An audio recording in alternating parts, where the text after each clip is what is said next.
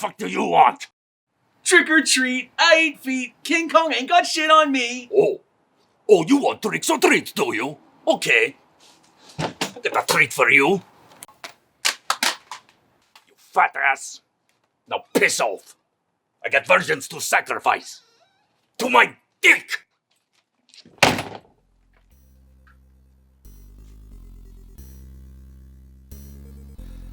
Oh man, Michael Dougherty's Trick or Treat. I've been looking for a movie to do my next Blood Splattered Halloween special on, and this would be the perfect movie to... Aw, man! I've been tricked! Trick or treat? What are you afraid of? It's only rock and roll. Why does this read with all the foreboding intonation of a doctor about to issue a prostate exam? Talk about metal up your ass, am I right?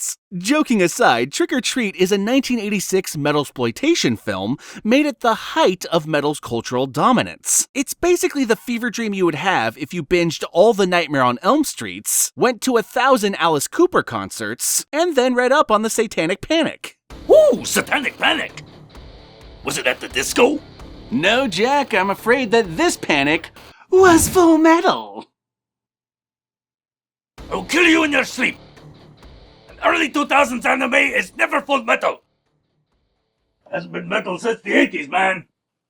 Now, I should say that while Trick or Treat is by no means a great movie, it's still the most notable 1980s metasploitation film by virtue of the fact that it actually stars Ozzy Osbourne and Gene Simmons. Granted, they're only in the movie for like a collective 5 minutes, but that's still way more than Black Roses or Rock and Roll Nightmare can say. So without further ado, it's time to board this crazy train and get ready for a night of the living shred, as this week's Heavy Metal Thunder is none other than Trick or Treat. Bear these tidings to great Lucifer. And so our movie opens with a devil's prayer, presumably because the filmmakers were really big fans of Iron Maiden's The Number of the Beast. So he will spare him 24 years to give me whatsoever I shall ask. And what I ask is for Metallica's Lulu to never, ever happen again. Following the satanic title sequence, we're introduced to a mumbly metalhead named Eddie. It's me again. Ragman. Well, the song remains the same. Dude, your target audience has been deaf since 1988. The least you could do is enunciate. Eddie's name, by the way, is also a nod to Iron Maiden, specifically their skeletal mascot of the same name, who incidentally has appeared on every Iron Maiden album cover to date. The metal references don't stop there though, as Eddie's room is decked out with a metric fuckton of posters and other assorted merchandise. Sadly though, Eddie's room is one of the main reasons this movie has not had a proper release since 2002, because it turns out music copyrights are a bitch. Whoa, is this the 80s or 2001? Because Anthrax is everywhere! It turns out Mumbly Eddie is actually writing a letter to his favorite rock star, Sammy Kerr, who is basically what would happen if you crossed Alice Cooper with Charles Manson, a fanatical metal cult leader calling for a worldwide apocalypse. This naturally appeals to Eddie, as he is sadly his school's butt monkey.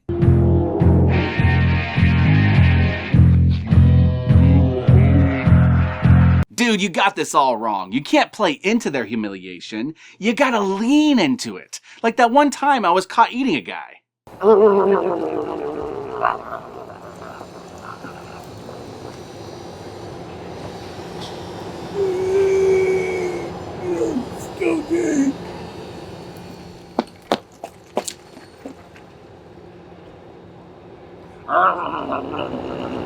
Your friend forever. Ragman. Ragman? Like Z-list DC superhero Ragman? Trick or Treat, part of the Arrowverse, confirmed! After Eddie mails his fan letter, he watches a news report explaining how Sammy was going to play a Halloween show at his school. But the event was cancelled due to concerned parents. Ah yes, it wouldn't be an 80s metal flick without a PMRC stand-in. Oh joy. In the 1980s, there was a Senate hearing conducted by a committee known as the Parents Music Resource Center, which consisted almost entirely of senators' wives. These Washington wives included women such as Tipper Gore, then wife of Al Gore, and the committee was ultimately bipartisan, reacting to the ever-growing extremity of popular music. From the highly sexualized work of Madonna to the satanic imagery of Black Sabbath, they were ultimately terrified that modern music was corrupting the youth, increasing juvenile delinquency and sexual deviancy, as well as causing a rise in crime. All of this is laughable, of course. We now know that poverty increases crime, sexual deviancy is not really a problem, and it's better to educate kids on sex than shield them from it.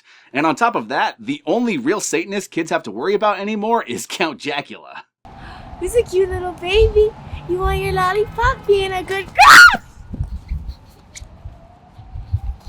Oh my God! So after Sammy does his best Dee Snider impression, we find out that he actually died in a fire the previous night. Think a 1980s Kurt Cobain, but if he burned to death instead. A Kurt Propane, if you will. All in all, it's just another poster on the wall. After committing heavy metal sacrilege, Eddie pays a visit to his local rock station, where he meets up with Nuke, played by Gene Simmons, who honestly looks like he really doesn't want to be here, but is getting a paycheck, so why the fuck not? It's the sweeping sensation that's sweeping the nation, and I'm gonna do it to you right here, right now. Wow! According to IMDb, Gene based his performance on Wolfman Jack, the radio host, because apparently he grew up listening to him, and this was an opportunity to give an old influence some love. Nuke tries his best to console Eddie before he goes full arseface by giving him an early copy of Sammy's final record, which Nuke himself plans to broadcast in full on Halloween, which is the only reason this movie is called Trick or Treat, so there you go. I think he would have wanted you to have this. Yes, clearly the thing the biggest rock star in the world thought before he died was, I really hope Skippy from Family Ties owns my record. Back at school, we're introduced to Eddie's nerdy friend Roger, as well as his inevitable love interest, Lasley. See, Lasley is one of the popular kids, and she feels really bad for what the jocks did to Eddie. So she invites him to an illegal pool party full of teenage shenanigans. Also, this, clearly 40-year-old man, but, we don't talk about him. Huh. I didn't take Eddie for a drowning pool fan. In your sleep, motherfucker. Lasley saves Eddie from what turns out to be the shallow end of the pool, and then she tries to apologize to him, but Eddie's a grumpy Gus. I'm gonna nail every one of those bastards. I don't know how, I don't know when, but I'm gonna nail them. And when I'm done nailing them, I'm gonna cuddle them. Eddie angrily puts on Sammy's new record before aggressively falling asleep? Huh? Not exactly the glowing endorsement Sammy expected of his new material, which is probably why he invades Eddie's dreams with some seriously satanic shit. Satanic shit! I take them twice a day. Very good for the bowels. You fat piece of shit. Yeah, that's something I needed to know. So it turns out that Eddie's blasphemous nightmare is actually a result of backmasking on Sammy's new record. Backmasking, for those who don't know, is the process of recording a message forwards with the intention of playing it backwards. It's a technique that's been used by many artists, from the Beatles to Soundgarden to even wrestler Al Snow, of all people.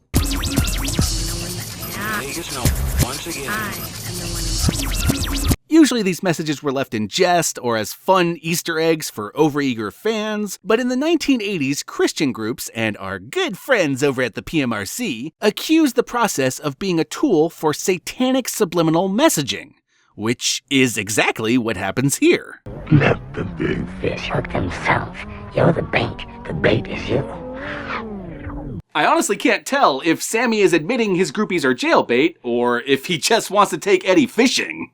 The next day, Eddie gets back at his bullies with an elaborate plan involving a food fight, hilarious Looney Tunes hijinks, and tricking his bullies into fire extinguishing the teacher's lounge. For whom the bell trolls, time marches on.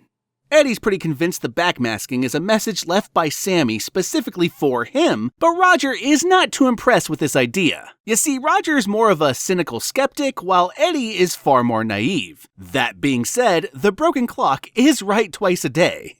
What is the plan? Metal Machines 6-6 Crush. Apparently the plan is to write the next Ministry album.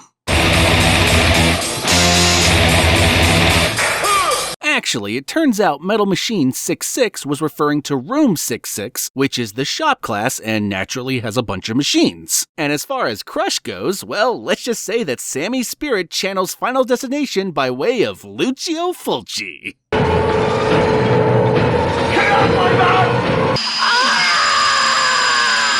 Just kidding, Eddie actually lets the bullies go before any bloodshed takes place like a total lame-o. Ah well, at least we get to hear Sammy's next big hit. What do you say there, Sammy, my man?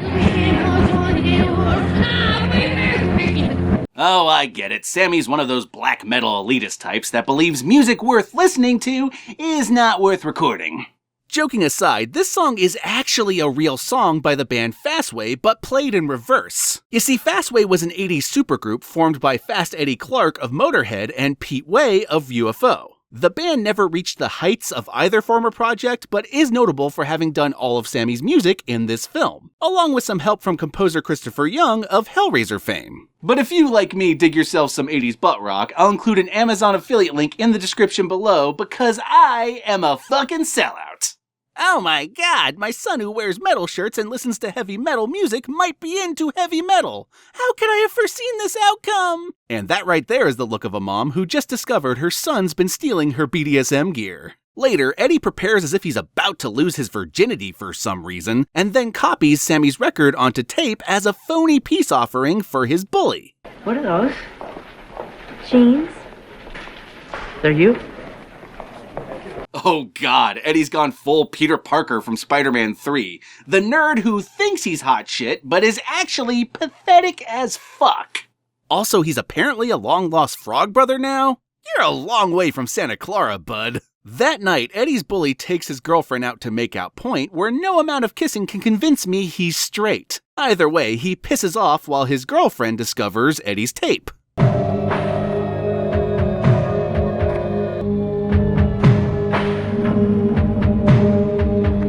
This scene's kinda like if Ghostbusters got remade by Davi from Blood on the Dance Floor. Too soon? Hey, now that I got your attention, have you considered subscribing with Amazon Prime? Cause, it would really help me out. Actually, this Hellhound is a pretty awesome fucking effect. Probably because it was executed by Kevin Yagher, the guy who designed Chucky and worked on 3 Nightmare on Elm Street pictures. Also, he's got a brief cameo later in this movie, so there's that too. Anyway, wasn't Ozzy supposed to be in this flick? Gonna drive my long steel missile down on your love channel. Deep, deep, you'll beg for more. Raising hell and serpent score. Feel me, feel me. Now, what does that mean to you? To me, it means nothing but a sexual act. I don't know, it kinda sounds like something I'd scream while playing Overwatch. Gonna drive my long steel missile down your love channel. Deep, deep, you're gonna beg for more. Raising hell and serpent score. Feel me! Feel me! Huh, on second thought, that is kinda sexual. You can really tell this role was cathartic as fuck for Ozzy. After years of being demonized by Moral Guardian after Moral Guardian, he finally got to parody one himself. That had to have felt amazing, is all I'm saying. Anyway, that night Eddie's bully confronts Eddie, but I'm not so sure about his approach here. White power! Excuse me? White power! Look, I know he almost killed your girlfriend and all, but I'm not sure white nationalism is the solution here. White power! Oh, Weinbauer. Weinbauer. Okay, alright, my bad. You just can't be too careful these days. Eddie goes all Firestarter on the bully, which causes him to completely fuck off. Good news though, everyone. Eddie's got a conscience now. What happened to Jeannie? Cheap thrills. Citizen Toxie. See? I can name drop random Trent Hagen movies too. I don't want to do anymore. No wimps. No false metal. Alright, now this I love, because the term false metal was coined by the band Manowar and was used mainly to describe hair metal. which is the type of metal that Sammy plays in this movie, making that line dreadfully ironic. Is this still Trick or Treat? Cause I'm pretty sure someone switched my copy out with Videodrome. In all seriousness, the effects of Sammy crossing the veil are actually pretty fucking sweet. It's got this nice MTV circa 1988 feel to it, and I'm all about that. You'd think with all that power, the least he could do is fix that nasty bit of copyright infringement on his face. Hey buddy, you're stealing my look. These evil people have just got to be stopped. Good! That Christian remake of the Osbournes was terrible in retrospect. Eddie's understandable paranoia rises, and so he starts to channel his inner little slugger. No, Batman! Batman! Eddie, are you on speed? Nah, Mom, I'm on thrash and power. Eddie realizes the only way to stop Sammy from causing more harm is to destroy all the copies of his record. So he enlists Roger to steal the bully's tape back from the bully, which goes pretty well until curiosity enslaves the cat. Play my tape for me tonight. Or die. This is a tough one. Yeah, I'm gonna have to phone a friend. Man, those 1980s 3D TV sets were really impressive. Whoa, Eddie, I wouldn't hang that player so close to the water. Talk about suicidal tendencies. I, too, keep my grandma's ashes in a vacuum cleaner. I mean, where else would I put them? Anyway, Roger heads to the Halloween dance where he tries to play the tape. Judas? Lasley. Are you playing some Judas Priest? No, but he is gonna summon the Hell Patrol! I should never sing. I Dream of Leslie inadvertently alerts Eddie of the tape Roger is playing at the dance, but poor Eddie forgot about the other tape he left in his car. Oh shit, this dude's gonna become a ghost for real! Aw man, poor guy. He looks so spooked. For real though, this possessed car sequence has some solid stunts. It's like any individual scene in this movie is good, but as a whole, the movie is all over the place. Anyway, Eddie successfully stalls the car and makes his way to the dance, just in time for this movie to earn its Groucho marks. So we've gone from A Nightmare on Elm Street to Shocker. Yeah, we're slowly moving down the Wes Craven ladder of quality here, and I'm legitimately afraid that at this point, by the end of the movie, we're gonna end up with My Soul to Take. Ugh, not that again.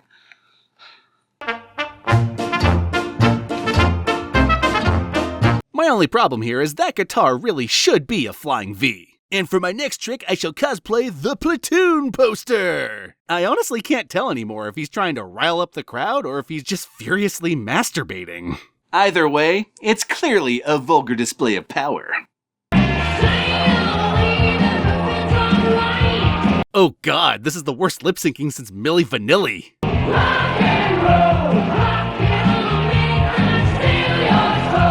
I'd play more of this music for you, but like I said earlier, music copyrights are a bitch.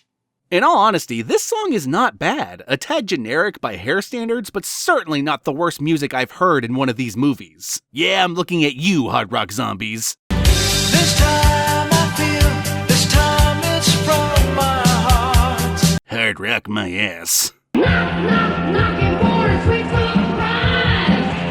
It's a trick or treat. Title drop. Totally irrelevant and poorly justified title to drop, but title drop nonetheless.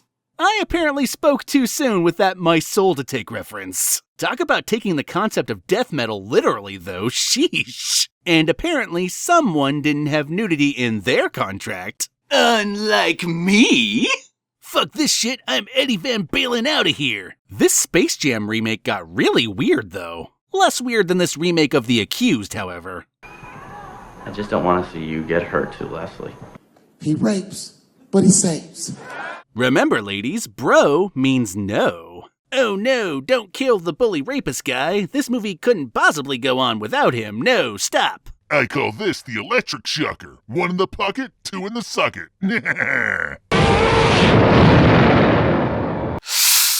Looks like he forgot to ride the lightning. Eddie destroys the tape, but it's not until Roger nearly sacrifices himself to take out the power that Sammy actually disappears. Can't forget about the copy Nuke was going to play at midnight, though. Time to make it to the station. Step aside, Ice-T. Watch how a real cop killer rolls. Really takes the name Pig Destroyer to a whole new level. Unfortunately, on their way to the radio station, our heroes get trapped in a house by Sammy. Don't worry though, they soon discover his one true weakness.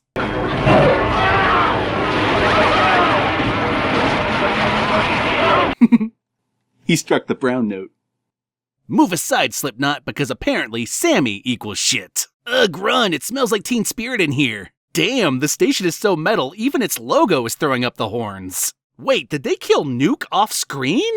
What? You put Gene Simmons in your movie and don't even have an on-screen kill for him? Lame! Anyway, Eddie comes up with a plan to lure Sammy into a car while Lasley destroys the tape alone. Cue the Motorhead because it's time for some authentic speed metal. How about that toilet, huh? You know, you looked a little flush back there. Aw, fuck! That joke is way better than mine.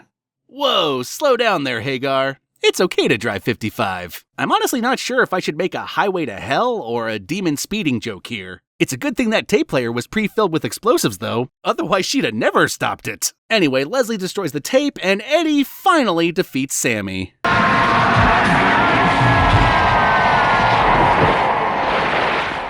You could say it's an electric funeral? And that's that. Eddie gets the girl, takes over the radio station because why the fuck not? And after the credits, we get one final thought from the Prince of Darkness himself. This could kick you off into becoming an absolute pervert. Yeah, says the guy who had to undergo therapy for, sex addiction? Just kidding, Ozzy. You know I love you. Trick or treat? More like, smell my feet?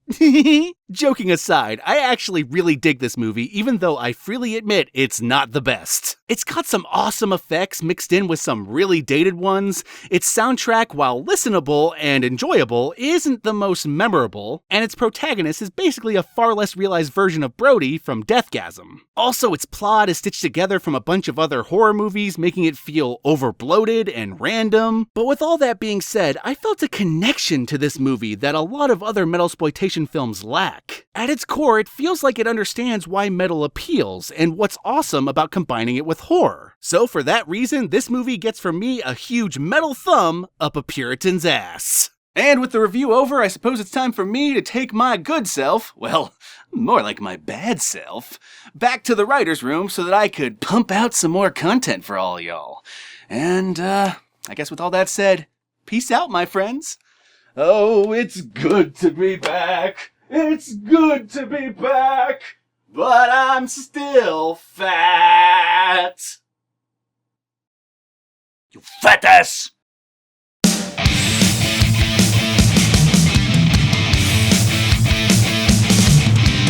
Pull up a chair, deep in the crib. From a blood red chalice, you must take a sip.